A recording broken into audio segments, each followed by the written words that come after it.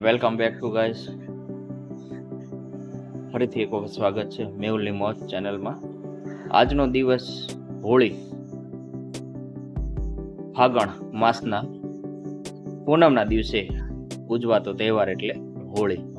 2026ની હોળી આજે એટલે કે 2/3/2026ના રોજ ભારત વર્ષમાં ઉજવાય છે, જેમાં ગામડાઓમાં, શહેરોમાં વિવિધ રીતે લાકડાઓ, છાણા અને પૂજા માટેના સામગ્રી લઈને સાંજના સમયે હોળી પ્રગટાવવામાં આવતી હોય છે.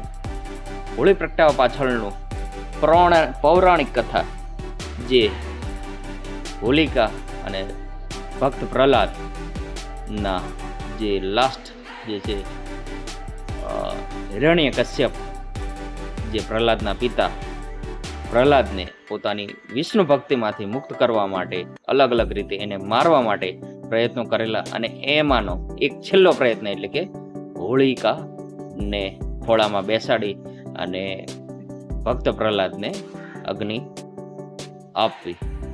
પરંતુ હોળિકાને વરદાન હતું કે હોળિકા અગ્નિમાં પણ એ ભસ્મ થતી ન હતી, પરંતુ વિષ્ણુના વરદાનથી ભક્ત પ્રહલાદ જે છે બચી જાય છે અને હોળિકાનું દહન થઈ જાય છે. ત્યારથી આપણે હોળિકા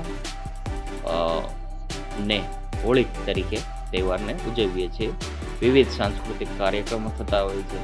ગામડાઓમાં અલગ અલગ રમતો રમાતી હોય, જેમ કે આંખે પાટો બાંધીને આંધળો પાટો રમાતો હોય છે, શ્રીફળથી રમાતો હોય છે, અલગ અલગ પ્રકારની રમતો થતી હોય છે. તો હોળી એ હોળિકા દહન તેમજ રાધા અને કૃષ્ણના પ્રેમનું મિલન, પ્રેમનું પ્રતીક, પ્રેમનો તહેવાર, એકાબીજાને સ્નેહથી મળવાનો, સાથે રહેવાનો તહેવાર એટલે હોળી. અને ત્યારબાદ બીજા દિવસે આપણે ધૂળેટી તરીકે ઉજવીએ છીએ. ધૂળેટી એટલે રંગોનો ઉત્સવ, રંગબેરંગી જીવનમાં સાથે રંગ આપણા રહે, સુખ અને દુઃખમાં સૌમ્યતાથી રહીએ એટલે ધૂળેટી. તો ભારત વર્ષમાં અલગ અલગ રીતે હોળી અને ધૂળેટી અલગ અલગ પ્રાંતમાં અલગ અલગ નામથી ઉજવાતી હોય છે.